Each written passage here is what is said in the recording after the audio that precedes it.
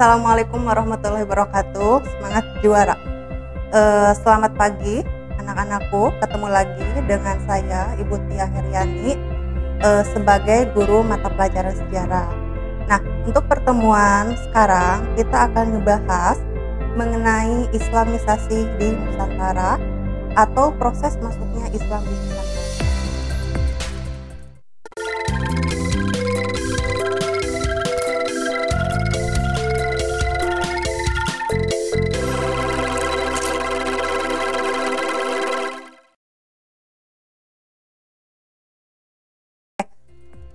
Untuk latar belakang masuknya Islam ke Indonesia itu ada dua sebab ya. Yang pertama ada sebab umum dan yang kedua ada sebab khusus, di mana dari kedua sebab itu nanti akan melahirkan kenapa Islam mudah sekali diterima di Indonesia. Nah, untuk sebab umum kita dapat melihat dari kaum pedagang pada saat di Indonesia itu memegang peranan penting dalam persebaran agama dan kebudayaan Islam di Nusantara. Nah, kemudian kita melihat dari letak negara Indonesia atau Nusantara yang sangat strategis hingga menimbulkan bandar-bandar perdagangan yang turut membantu mempercepat persebaran tersebut. Nah, kemudian untuk sebab khusus yang pertama yaitu terjadinya perbauran antara pedagang dari berbagai bangsa serta antara pedagang dan penduduk setempat. Dari perbauran tersebut terjadilah yang namanya perkenalan adat istiadat, budaya, bahkan agama. Sehingga dari perkenalan adat budaya tersebut melahirkanlah yang namanya asimilasi melalui perkawinan.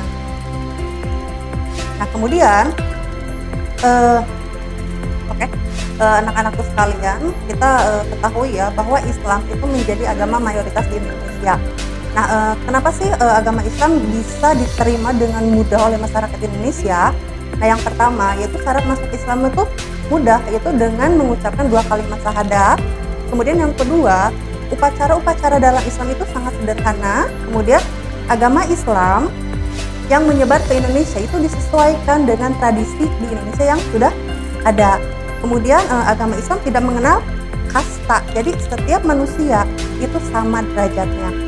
Dan yang selanjutnya, penyebaran agama Islam di Nusantara itu dilakukan secara damai dan memakai strategi melalui perdagangan dan perkawinan, kemudian juga melalui kesenian yang dilakukan oleh Sunan Kalijaga, dan kemudian melalui pendidikan yang terkait dengan ajaran Islam dan tasawuf. Nah, kemudian bagaimana proses masuk dan berkembangnya Islam di Indonesia? Ini ada beberapa pendapat ya. Yang pertama, ada yang mengatakan bahwa Islam masuk ke Indonesia itu pada abad ke-7. Teori ini atau pendapat ini didukung oleh Dr. Hamka, kemudian Zainal Arifin Abbas, kemudian Dr. Junaid Fariduri, kemudian berita dari Cina ketika zaman dinasti Tang. Nah, kemudian pendapat yang kedua, itu ada yang mengatakan bahwa Islam masuk ke Indonesia itu pada abad ke-11. Pendapat ini didasarkan pada temuan makam Fatimah binti Maimun di Gresik yang berangka tahun 1082 Masehi. Nah, kemudian pendapat yang ketiga yaitu Islam masuk ke Indonesia itu pada abad ke-13 ya. Pendapat ini berdasarkan bukti itu sebuah perjalanan atau catatan Marco Polo, seorang petualang dunia ya, yang menerangkan bahwa ketika beliau singgah di Perla pada tahun 1292 Masehi, dia bertemu dengan orang-orang yang telah menganut agama Islam. Dan kemudian ditemukannya juga makam Raja Samudra Pasai, yaitu Sultan Malik As-Saleh yang berangka tahun 1297 Masehi. Nah, kemudian pendapat ini juga yang didasarkan pada berita dari Wuhan yang pernah singgah di Gresik pada tahun 1416. Di situ Wuhan sudah melihat banyak sekali masyarakat di Nusantara yang sudah menganut agama Islam. Melihat dari pemaparan perkembangan Islam di Indonesia, kita bisa menyimpulkan bahwa teori masuknya Islam ke Indonesia itu ada 3 teori. Yang pertama yaitu teori Mekah atau teori Arab, di mana ini dikemukakan oleh Hamka. Dia berpendapat bahwa agama Islam yang masuk ke Indonesia itu langsung dibawa oleh para pedagang-pedagang Arab yang saat itu sedang melakukan transaksi perdagangan di Nusantara. Nah, kemudian yang kedua ada teori Gujarat atau teori India.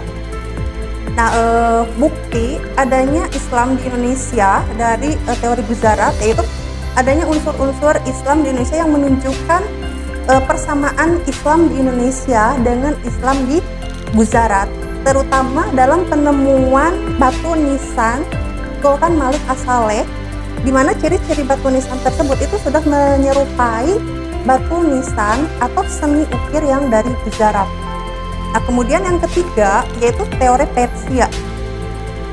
Bukti ini didukung dengan berkembangnya tasawuf di Indonesia yang sama persis dengan sistem tasawuf yang di Persia, terutama dalam acara-acara keagamaan seperti 10 Muharram atau ada adat istiadat 10 Muharraman di Indonesia, itu sama persis sekali dengan Islam di Persia.